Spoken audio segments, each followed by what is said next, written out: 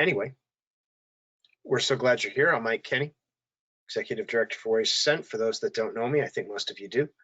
This is Amy Schonhoff from Mindfulness in the Heartland. So for those that tuned in last time, she gave a great block of instruction, and this is the first of her 4-part series, Foundations of Mindfulness. I'm not going to steal too much of her thunder, but we're super grateful to have her. We're super jazzed. It's going to be great. And as the intro sign-up page said, for those that are new to mindfulness, this is a great foundational series for you to really begin to kind of cultivate that mindfulness practice. And we have in Amy, one of our instructors from Warriors Ascent, the Warriors Ascent program, a great practitioner and somebody who's really going to teach you a lot. So, to be honest with you, I'm super excited. I've done mindfulness here or there, try to do a little bit every day. But I really want to hear what Amy has to say. So it's going to be fantastic. So just some other things, and then I'm going to shut up. We've got a few handouts for you as well, 3 of them as a matter of fact. So look for those.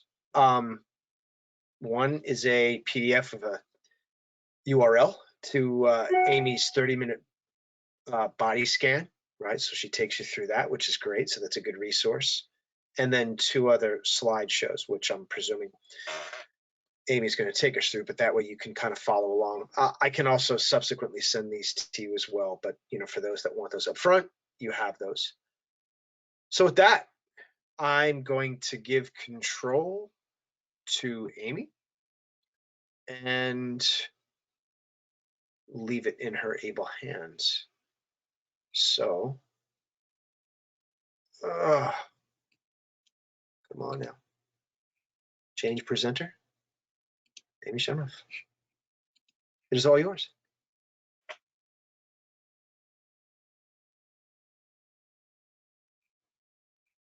Okay, I think I've got it. We'll see how this goes.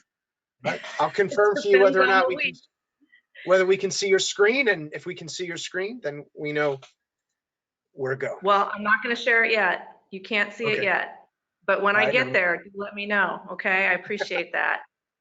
So thank you, Mike, for the handoff and for the kind words. My name is Amy Zoe Schonhoff, and I'm, as Mike said, the founder of Mindfulness in the Heartland. And by profession, I'm a trainer and educator in mindfulness. My training pathway is actually in mindfulness-based stress reduction. I've been trained through the University of Massachusetts Medical School's Center for Mindfulness. It's a mouthful. And I also have some training to teach mindfulness for K through 12 through Mindful Schools. And personally, that's my professional credentials. Personally, I have been practicing mindfulness since my early 20s, and I'm now in my late 40s. So I've been at this for about 25 years in terms of doing these practices, and I really believe in them, and I really believe they can make a huge difference in the quality of our lives, how we're responding to how we're showing up in our daily lives, how we're responding to what's happening externally and internally, really helping us to be more grounded, focused, have better capacity to self-regulate, to be more adaptable, to manage stress, to be more resilient. I mean, there's empirical research to support that mindfulness can really be helpful in a variety of ways. And for those of us who may be on a healing trajectory, which I believe many people who come to Warriors Ascent are doing in the process of, mindfulness can be a really helpful kind of tool for your toolkit as you go through that process of healing yourself physically, mentally, spiritually. So obviously I'm a big advocate, and I'm hoping over these 4 weeks for this Foundation of Mindfulness series that you'll be getting some, as the title suggests, some foundational experience with mindfulness, both in terms of doing formal practice, understanding formal practice and how they serve us, and then just some foundational principles. And this class really comes out of, recognizing kind of the urgency of the present moment that many of us are in, and that people may be seeking resources to kind of support themselves right now in this moment as we kind of deal with this COVID-19 coronavirus pandemic. The skill sets of mindfulness can really serve us. So that's why I really wanted to bring this forward, and I'm grateful to Warriors Are Sent for giving me the opportunity to put this in front of their community. So that being said, I will, I think, move into presentation mode. Just a couple of things, as just to reiterate, as Mike said, I do want you guys to have opportunity to share or talk about your experience of being with the practices, but it will open up the floor to that, and that is the ideal time to unmute your microphones. So please keep them muted otherwise, because they can become a distraction to other people who are on the webinar. And I think that's all. Oh, and I just wanted to reiterate, this is one of a 4-part series, and they're going to build upon one another. So I do hope those of you who are here tonight will continue to show up over the next 4 weeks, so that you can really get the most out of this training, okay? So that being said, I will now move into presentation mode, and hopefully you will be able to see my screen.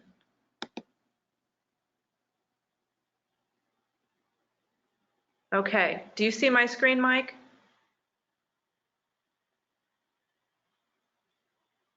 Yes, indeed. All right, okay, so here we are. Foundations of Mindfulness, week 1. So for those of you who perhaps haven't had an introduction to mindfulness, I just briefly want to recap, provide you with a formal definition for mindfulness. And if this is repetitive in any way, I apologize. But I do want you to have the foundational understanding of how we're defining mindfulness for the purposes of this 4-week class. So the definition I'm going to provide you with comes from Jon Kabat-Zinn. He is the founder of mindfulness-based stress reduction, and really from that foundation of mindfulness-based stress reduction, which is also referred to as MBSR, comes a lot of the more secular practices of mindfulness. So mindfulness as a body of practices and principles that aren't necessarily tied to any sort of religion. Okay, so we're talking about a non-religious approach to mindfulness, okay? So this definition that I'm going to share with you comes from him. So he defines mindfulness as paying attention in a particular way, on purpose, in the present moment, and non-judgmentally. And this definition really anchors into kind of 3 foundational principles: the idea of intention, attention, and attitude. And the idea of intention is that when we're being mindful, or when we're cultivating mindful awareness, we're aware of what we're doing as we're doing it. Like, mindfulness doesn't just happen by osmosis.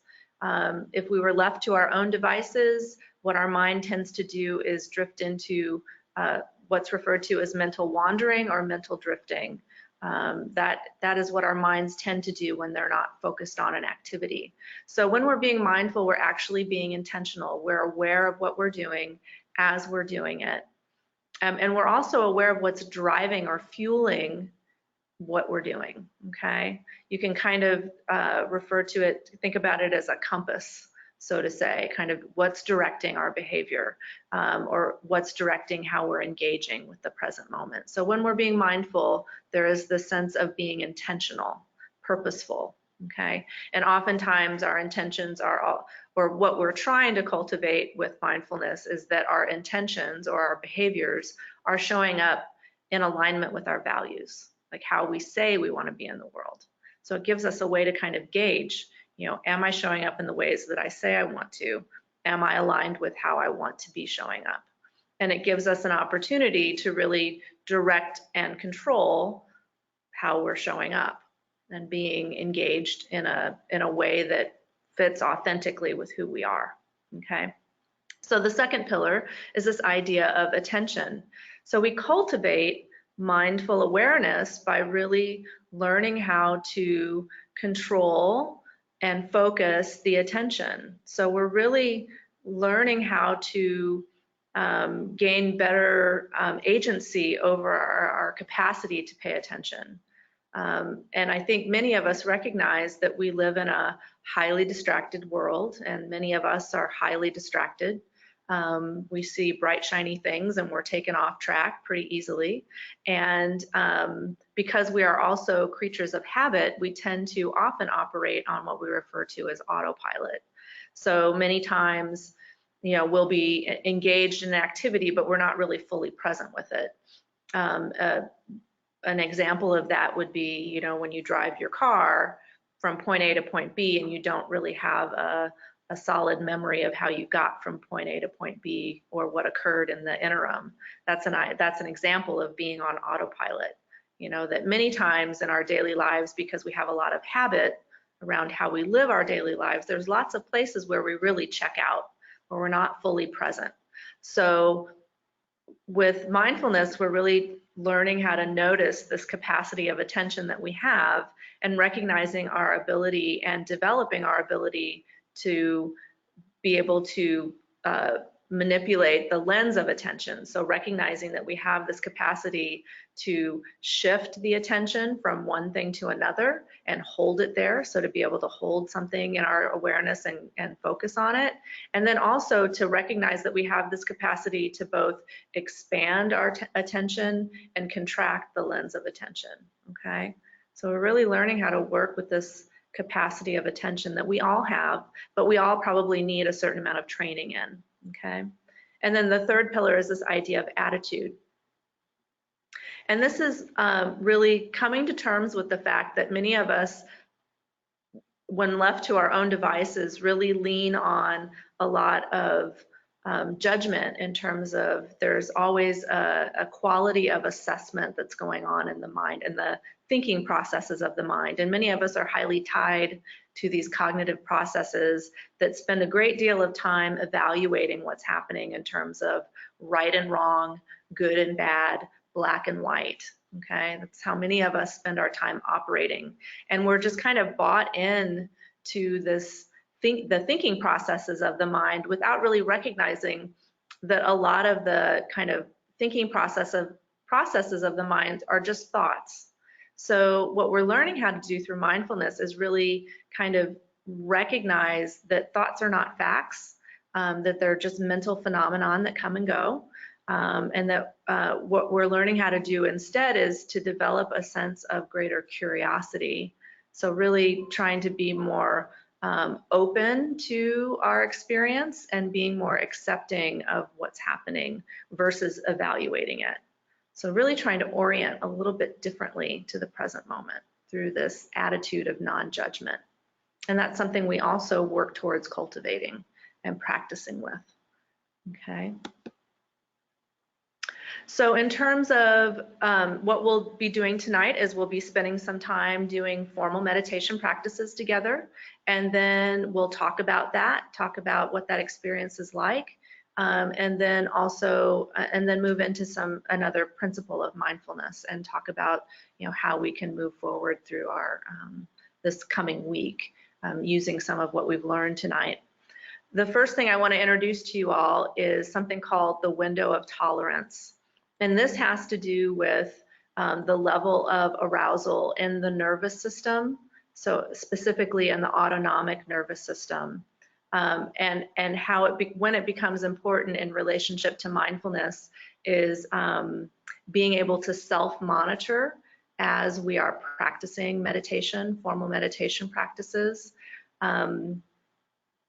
The reason for this is that when we start to really settle into ourselves and really kind of settle down to bring greater awareness to the body, to our thought processes, to our emotional regulation, sometimes things can start to arise in terms of experiences that may feel overwhelming. And so what we want to make sure we're doing is monitoring the level of arousal in our individual nervous systems as we practice to make sure that we're not moving into a space that feels greater than what we can bear, okay? So I introduced this window of tolerance to kind of help you gauge what's happening for yourself as we're practicing together. So when you look at this middle section of this visual in front of you, this middle section is the area that we would refer to as the window of tolerance. And when we're in our window of tolerance, we're feeling a balanced level of arousal. So we're alert, relaxed, and engaged with what we're doing. We may experience some edges of discomfort. So we're not trying to push away discomfort, but it's a manageable level of discomfort. So when we're in this area, this window of tolerance, we're in the space, it's kind of the sweet spot that we practice in, okay? When we move outside of that window of tolerance is when we really need to start thinking about modifying how we're engaging with a practice, okay? So for example, when we move into what's referred to as hyperarousal, that's when there's too much energy in the nervous system. We may experience what would feel like a fight or flight response. We may become really sensitive to sensory information or become hypervigilant. There might be some emotional reactivity. We might find that our minds start to race or our thinking is disorganized.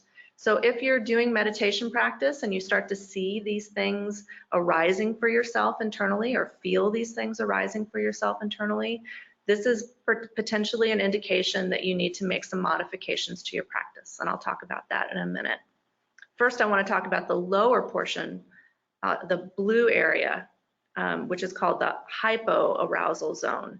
And that's when there's not enough energy in the nervous system. And what that can look like is a freeze response or an absence of sensation, feeling a lack of emotion or feeling foggy or spacey, not feeling like you want to move. If that shows up, once again, we're outside of our window of tolerance zone and we potentially need to look at modifying our practice, okay? So these are just things for you to notice as we practice together. Ways that you can modify, typically if your eyes are closed during a meditation and you start to feel like you're moving into one of those hyper or hypoarousal zones, if your eyes are closed, you may want to open your eyes. You may want to move into another form of practice. You may want to get up and do some stretching. You may want to just do a little bit of walking, feeling sensations in the bottom of the feet or the palms of the hands. Other options are just to reduce the amount of time that you're actually doing the formal practice. But you do want to switch up what you're doing when you notice you're moving outside of your window of tolerance. And I am a huge advocate for self-care. So do feel like you have permission and space to modify if at any time when we're working together or you're doing a meditation practice by yourself, if you're moving outside of your window of tolerance, self-care is an absolute okay thing to move into. And like I said, that could look like a variety of things. It can be opening your eyes if they're closed. It can be moving into another form of movement practice. It could be completely disengaging from meditation, or it can be just limiting the amount of time that you're actually doing it, okay? So hopefully this window of tolerance is helpful. It's also in the packet of information that you'll have available to you, so you have a reference for yourself.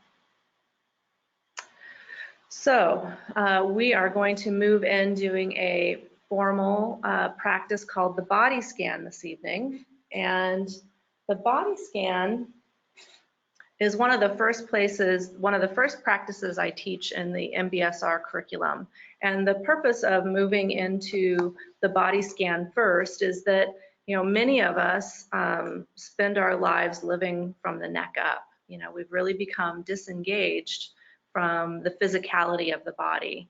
I think many of us through our own kind of life cycles really start to learn how to ignore the sensory information that our bodies provide for us, when in actuality, you know, our bodies are kind of like an antenna. You know, they tell us what's happening externally and how our body is relating to what's happening outside of our bodies, but they also provide us information about what's happening internally.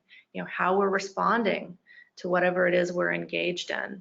And so what we're learning how to do is get reoriented towards our body, to refamiliarize ourselves with the sensation inputs of the body. Also, getting a sense of starting to have a relationship again, in a sense, with our bodies. So the practice tonight is a body scan. It's a guided meditation. We'll probably spend about 20 minutes on this practice. For your purposes tonight, if you're sitting in a chair, please feel free to do this in a chair. If you feel like you could easily move to a lying down position, you can also do that as well. Many people practice the body scan lying down. So if you prefer that option, that's available to you as well. But just making sure you're in a place that is quiet, where you're likely not going to be disturbed, and in a position that feels comfortable for you, but where you're not inclined to fall asleep, okay? So I will guide us through this practice. I encourage you to get yourself in a position that feels comfortable. You can keep your eyes open if you prefer. If that feels more comfortable for you, please feel free to keep your eyes open. But if you'd like to, and you feel like you can, go ahead and shut your eyes down. It may help to make you more aware of sensations that are occurring in the body as we practice. Now, I do have some chimes that I'll use. I'll ring them to start the meditation and also end the meditation. So I'll ring the chimes here in a moment, and then I'll just guide us along, and you just do the best you can to follow along. As I mentioned, a large part of mindfulness has to do with cultivating kindness and friendliness, both towards what's happening in our outer lives, but also towards what's happening in our inner lives. So as you go through this practice, I really encourage you to bring some friendliness to yourself. Be generous with yourself and patient with yourself, okay? We're just practicing. So we'll start here in a second.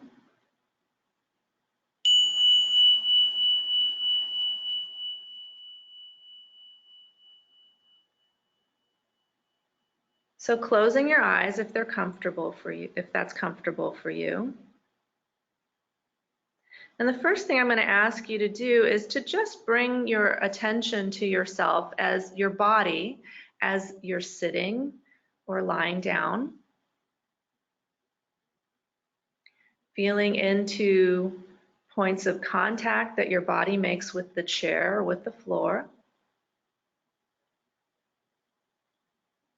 Noticing perhaps pressure or sensations of warmth.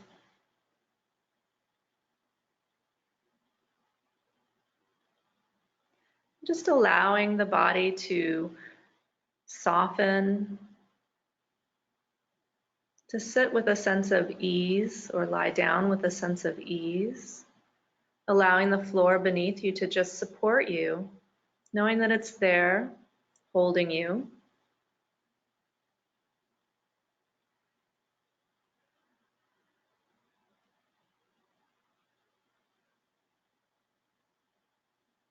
And when you're ready to do so, I'm going to ask you to bring your attention to your breath. Just noticing the breath moving in and out of the body. If it's helpful to you, you could place your hands over your abdomen and just notice the belly expanding and contracting as you breathe.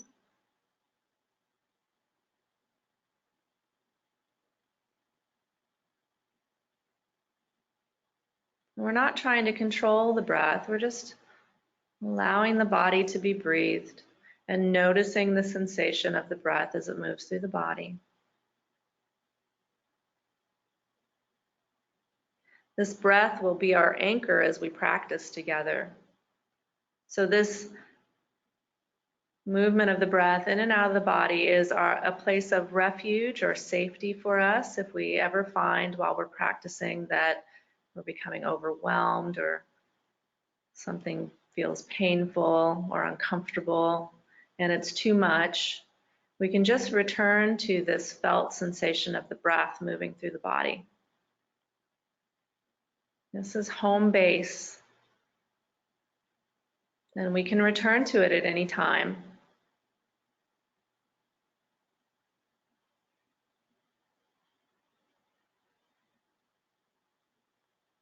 So sitting here with the breath,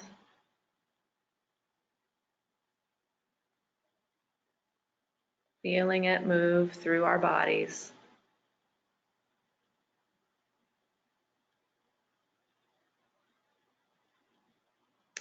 And when you feel ready on an exhale, I want you to bring your attention down through your hips into the tops of your legs, down through your knees, your lower legs, your ankles, all the way down to your feet. And just noticing your feet, noticing perhaps where they make contact with the floor, perhaps feeling the drape of a sock or a shoe.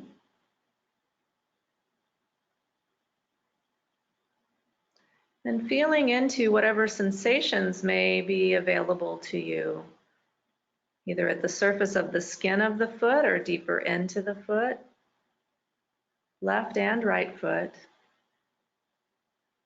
Perhaps feeling the density of the feet, the bones and muscles, perhaps sensations of temperature, warmth or coolness, sensations associated with movement, vibration, pressure.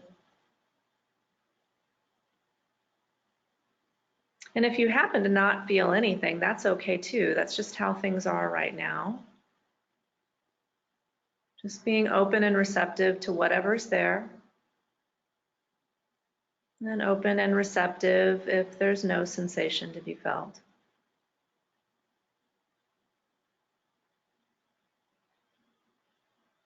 And then we're going to draw our attention up through the ankles, feeling into the ankle joints, circling the attention around the ankles and into the joint itself. Perhaps feeling senses of tightness or looseness, whatever's there. And allowing the attention to move up into the lower legs, from the ankles to just below the knees.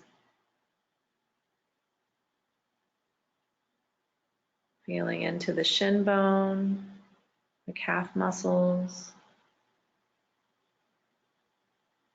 the outer envelope of the skin.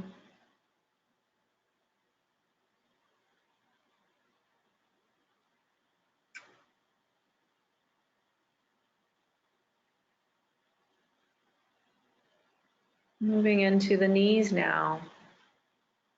Perhaps noticing the delicate skin at the back of the knees or the kneecaps, the sides of the knees. Feeling into the knee joints themselves. Noticing pressure, movement, circulation.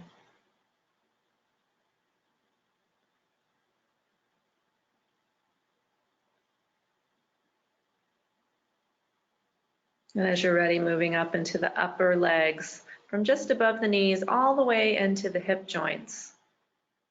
Perhaps noticing the articulation points of the femur bones with the hips, the pelvis. Perhaps feeling the drape of clothes externally, points of contact with the chair or the floor.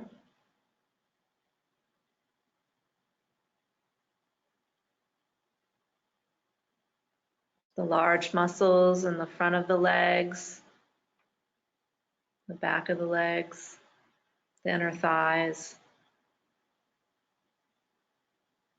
the sides of the legs.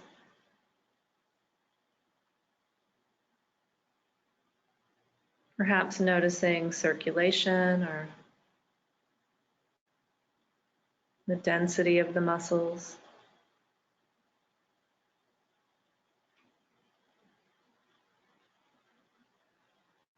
And then moving up into the area of the pelvis, feeling into the hips, the lower abdomen, the gluteal muscles,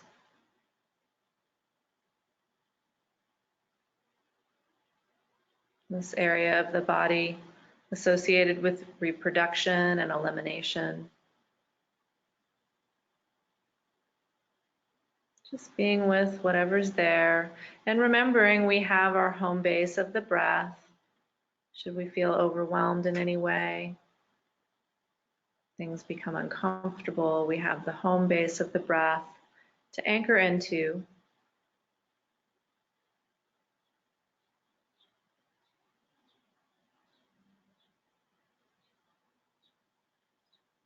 Then we'll move into the middle of the torso, feeling into the softness of the abdomen, this area of assimilation and digestion. Perhaps noticing the breath moving through this area of the body, the rise and fall of the belly. Perhaps movements associated with digestion. Feeling into the sides of the waist,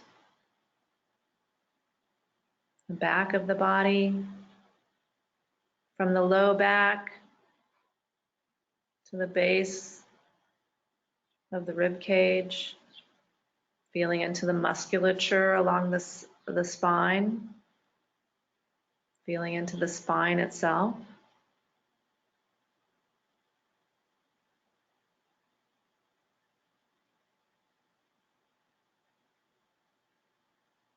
And then moving further up into the upper area of the torso, from the base of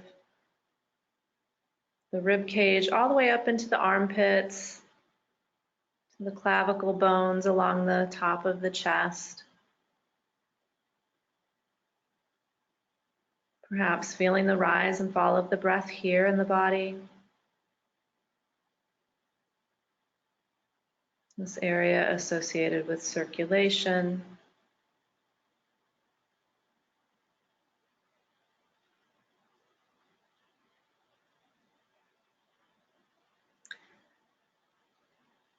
Feeling the lungs, the heart.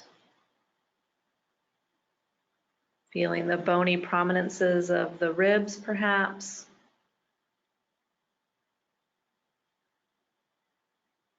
Sensations of moisture or dryness in the armpits. And wrapping around to the back, feeling into the upper area of the back. The area of the scapula. The spine in this area and the muscles there.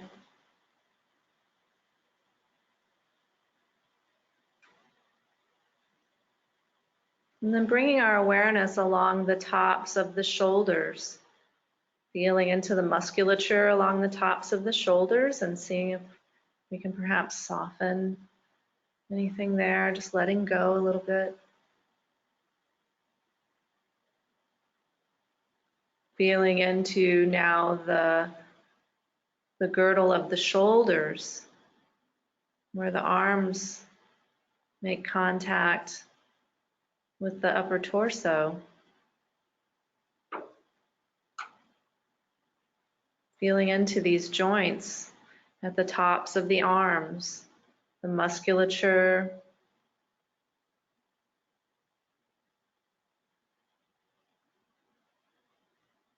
and bringing our awareness down now through the arms, into the upper arms, feeling the muscles, the biceps and triceps, the bones of the arms, coming down through the elbows, perhaps feeling into this joint, into the lower arms, feeling into the wrist and perhaps noticing the carpal bones that attach the arms and the hands together, and bring them together. Taking a moment to notice sensation in the palms of the hands. And for a moment, just leaving our attention here in the palms of the hands, seeing if we can really feel into sensation just in the palms.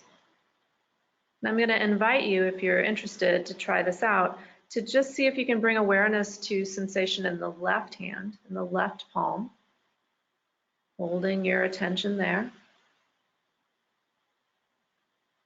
allowing whatever awareness of sensation is available to you in the left hand, keeping your attention there for as long as you can. And then I'm going to invite you to release your awareness in the left palm and then bring your attention to the right palm and feel the sensations in the right palm.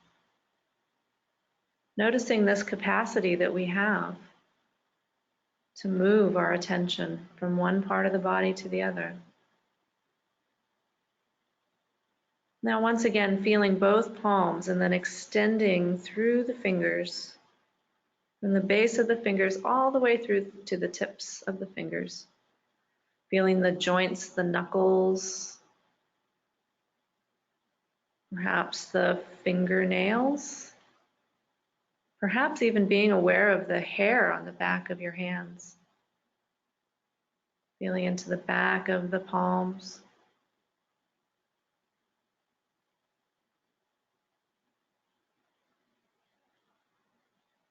And bringing your attention all the way back up through the arms, into the shoulders, and now coming to rest the attention on the neck.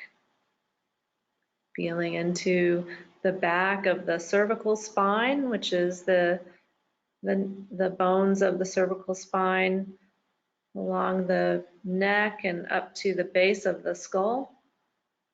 Perhaps feeling that ridge where the skull and the neck connect. Feeling into the sides of the neck and perhaps noticing the muscles, these strong muscles that help keep our head up. Feeling into those strong muscles in the sides of the neck and bringing your attention to the front of the neck. Perhaps noticing sensations associated with swallowing. Or perhaps noticing movement of circulation through this area.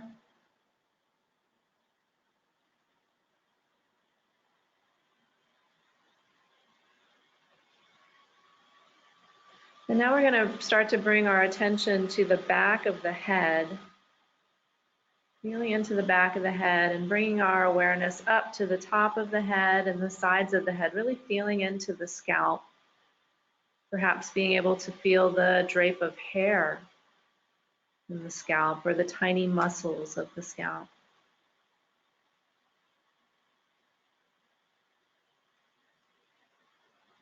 Bringing our awareness to the ears and feeling inside the ears. Noticing how sound comes into the ears. And perhaps seeing if you can bring your awareness to the inside of the skull, where the brain is. Just noticing what you can be aware of on the inside of the head. And then bringing your awareness back out through the ears, coming up to the forehead, and feeling along the temples, seeing if there's any softening we can do here in the face, in the forehead, the orbits of the eyes,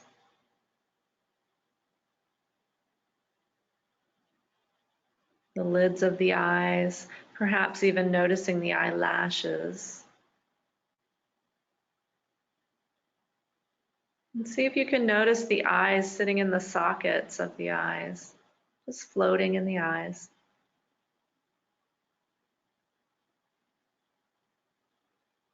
Coming down along the bridge of the nose, the sides of the nose, feeling into the nostrils, the cheekbones,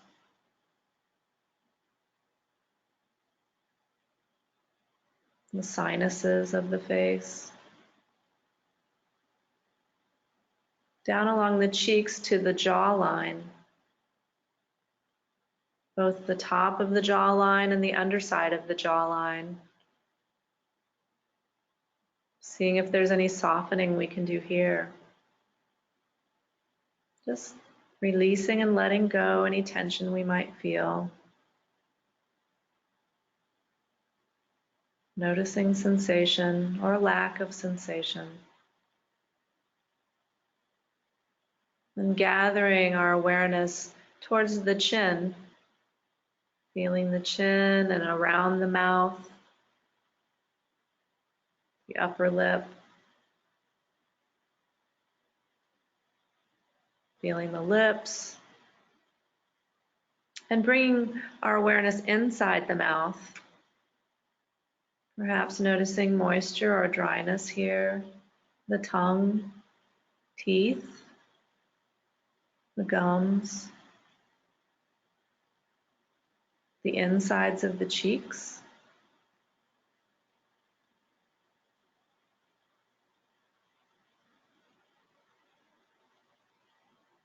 Just noticing whatever sensory information is there to be felt. And then bringing the attention back out. We're going to start to bring awareness to the face as a whole. So feeling the entirety of the face.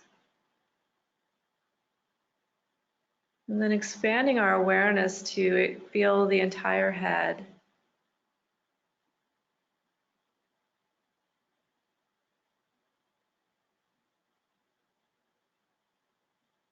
Now we're going to widen this lens of awareness to include the neck and upper shoulders, the arms, the torso and pelvis, the upper legs and knees, lower legs and feet.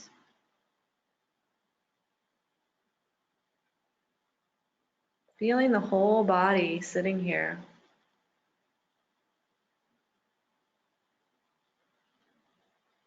And allowing the breath to just move through the body as we sit or lie here. The breath bringing in nourishment and vitality on the inhale, and letting go of what's no longer needed on the exhale.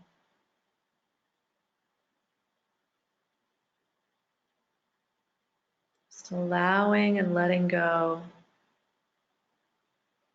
Inhale followed by exhale. Allowing the whole body to be breathed.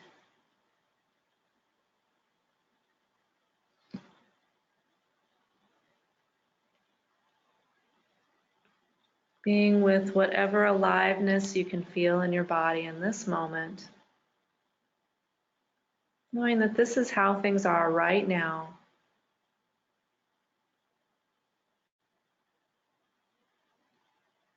Being whole and complete, just as you are. Just being.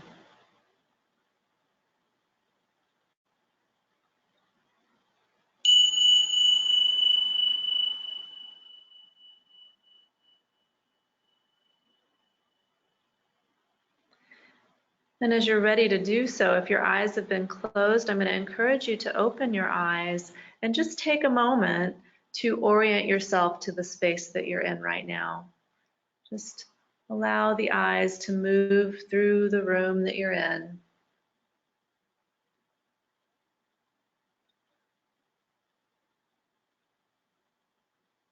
Now I'm going to move out of presentation mode here for a moment. And Mike, I'm going to ask for your help. I do want to open up the floor to see how this practice was for people who are participating this evening.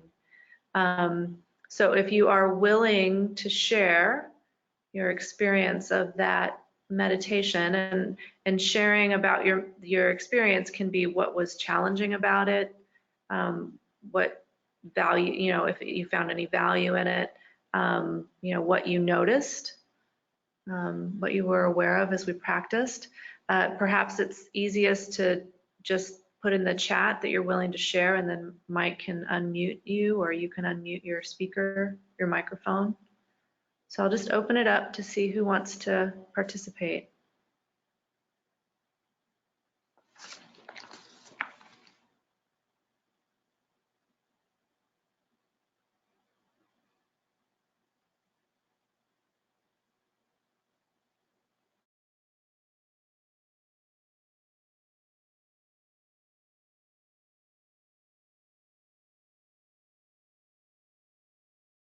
Anybody?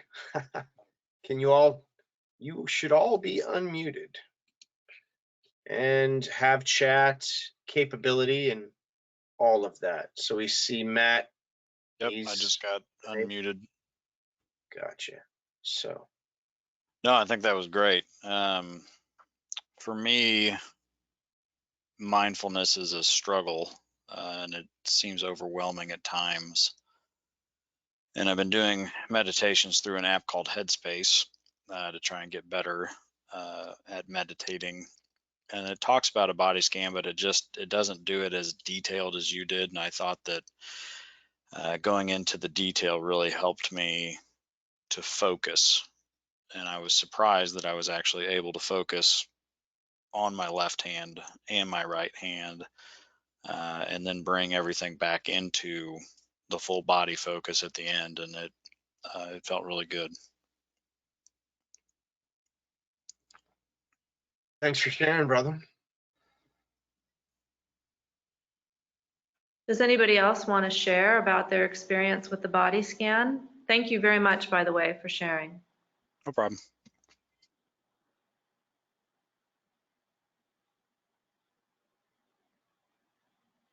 Well, I will just say, go ahead, I'm sorry.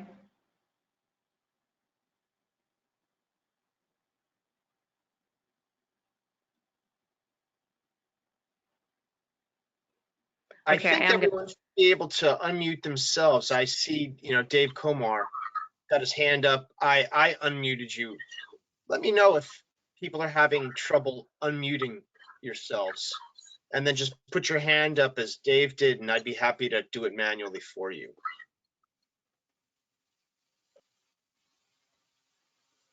All right. Maybe not.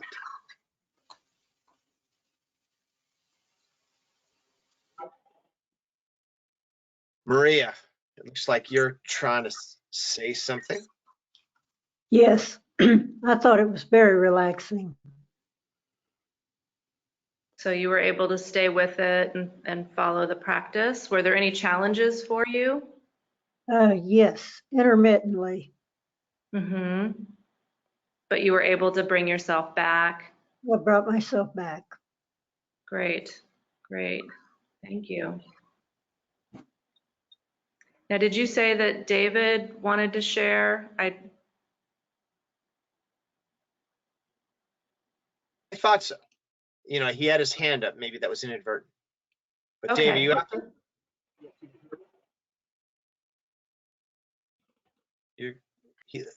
I think he's trying to say something. Maybe his mic is just not cooperating. Okay, all right. Well, I will go ahead and move on just for the sake of time, because we don't have a lot of time left.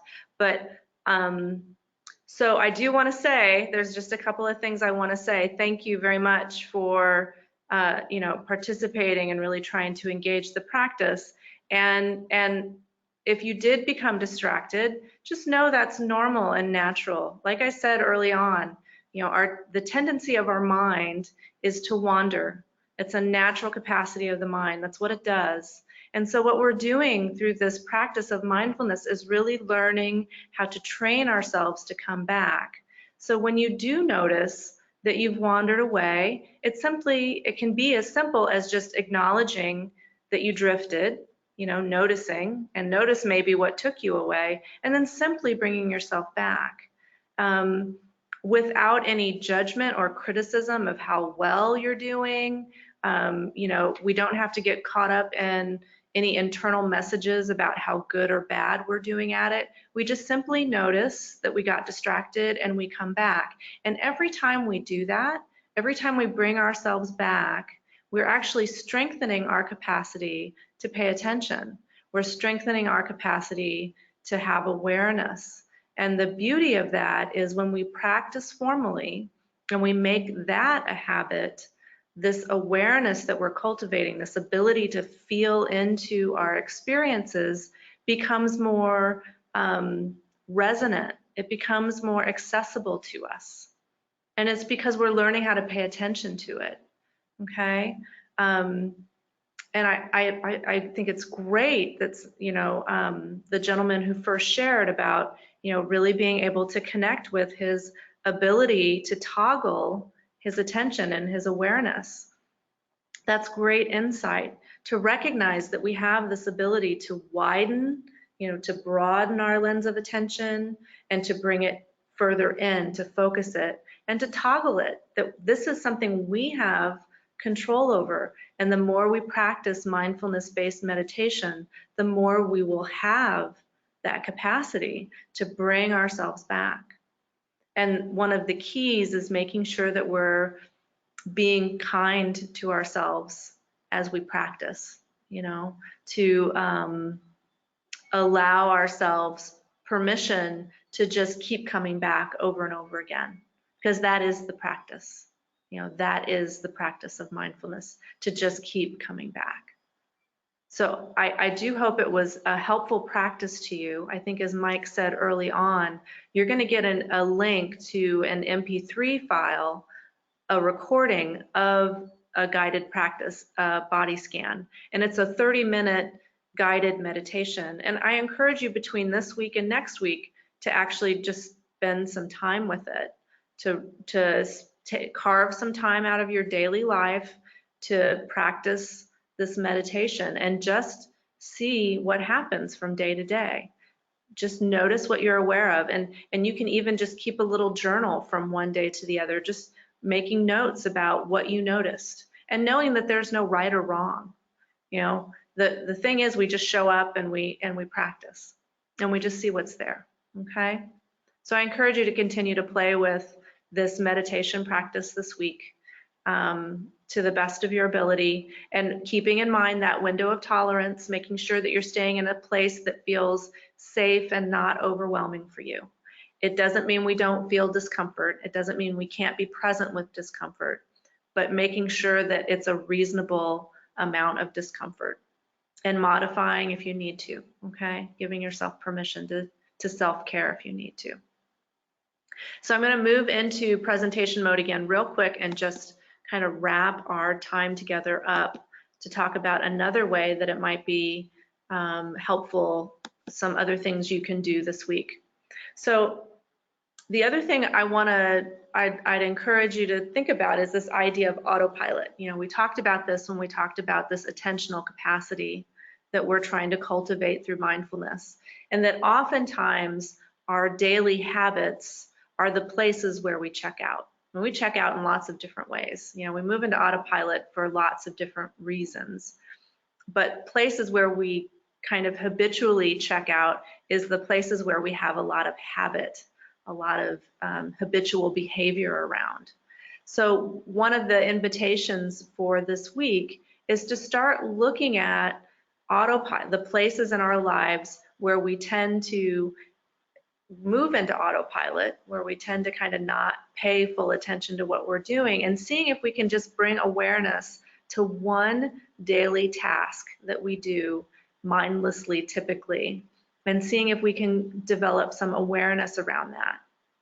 So when I'm talking about cultivating awareness in a daily task, what we're simply doing is doing the activity, but doing it with some awareness around the emotions that we're feeling as we're doing it, the sensations in the body that we're feeling as we do it, and noticing thoughts without being hooked by the thoughts, right? So being aware of thinking without necessarily being caught up in our thinking, okay? And I'll give you an example of a daily practice where you could do this. I'm also in your packet, the packet for this week, there's a long list of places where you could, a daily practice that you could potentially bring this awareness into. But we talk about this idea of the triangle of awareness, noticing thoughts, emotions, and body sensations as we do whatever it is we're doing. One place where people can bring awareness is into the daily habit of taking a shower. You know, most of us take a shower daily or every other day or however often we do it, but it's a place where we often check out. You know, for many people, the shower is the place where we start thinking about our day or thinking what happened during the day. You know, it's not a place where we're really engaged in the activity that we're doing. So when we're trying to bring awareness to this daily activity, we're simply noticing things like the sensations of water on the body, the scent of soap as we clean ourselves, noticing the lather on our bodies as we're cleaning ourselves, being aware of how we feel as we take a shower, like what emotions are present. And when we, you know, find ourselves slipping into thoughts, slipping into thinking, just bringing ourselves back. And one of the ways that we can really move out of the habit of, move out of our habits with regard to daily activities is to do them just slightly differently. So if you kind of have a pattern that you go through when you wash yourself, you can change that pattern up. Like, for example, if you wash your hair first before you wash your body, you could try to wash your body first before you wash your hair as a way of just moving yourself out of the habit so you can have more awareness as you do it. So that's just like one activity that you could do this week. But like I said, we're going to give you a list in the handouts of things you can try. And you can also just create your own, okay? So you can take your morning cup of coffee or tea and turn it into an informal awareness practice, an informal mindfulness practice. You can really take any daily activity from your life, but do pick something where you tend to, where your habit is to just check out, okay? It could be driving your car from one place to another, just bringing your full awareness and attention to that activity and seeing if you can do that consistently over the next 7 days until we come back together again. And then we'll talk about these things. Hopefully you'll have time to do these things over the next week and practice with these things so that you'll have something to talk about next week in terms of what it was like, what the challenges were, what you learned as you did these things, and just see what shows up. You know, I'm not asking you to believe anything.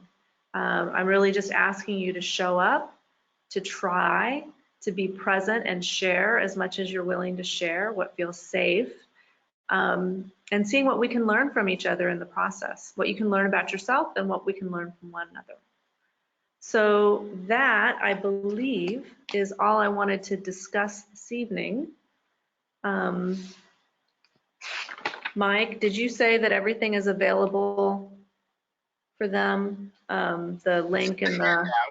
Yeah, it's in the handouts section. Okay. Okay. So there's 3 of them. Yeah, and they should be able to.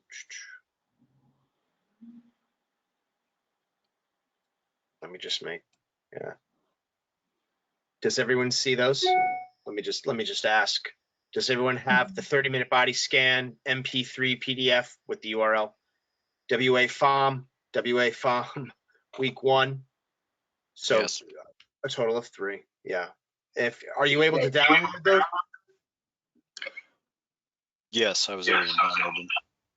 Okay. Yeah. So those are those right there. So those are all the documents. If you run into any problems getting access to those items, you know, do reach out to myself or Mike. Yeah. Oh, you'll send them out as well? I think Yeah, I mean, I can do that as well for those that, participated. But yeah, I mean, if you wanted them straight away, you should be able to download them right now. That's, for those that are like, hey, I want that URL now, the one that's got Amy's body scan. So if you got something out of it, It's there for you. You can listen Yes. to her at your leisure, at your beck and Yes, and we will be at it next week again from 7 to 8 p.m. And next week, we're going to be working on awareness of breath and perception. So we'll be starting to look at perception and conditioning and the intersection of mindfulness with that. So yeah, it's 8:01. I'm going to give myself a pat on the back for staying on time.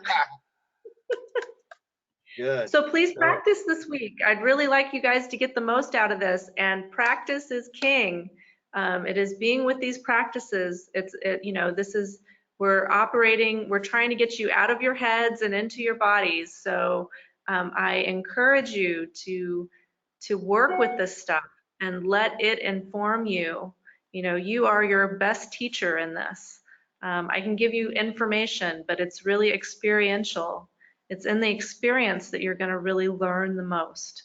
So I thank you for being here this evening and participating, and I will hope to see or hear each of you next week here. It's from 7 to 8 p.m. That's all I got. Thank you very All much. right. Amy, Thank you, fantastic. guys. Hey, Thank everyone. you. Yeah, thanks. Thanks for attending, and see you next week. Spread the word. Appreciate you. Appreciate you, Amy. Thank you.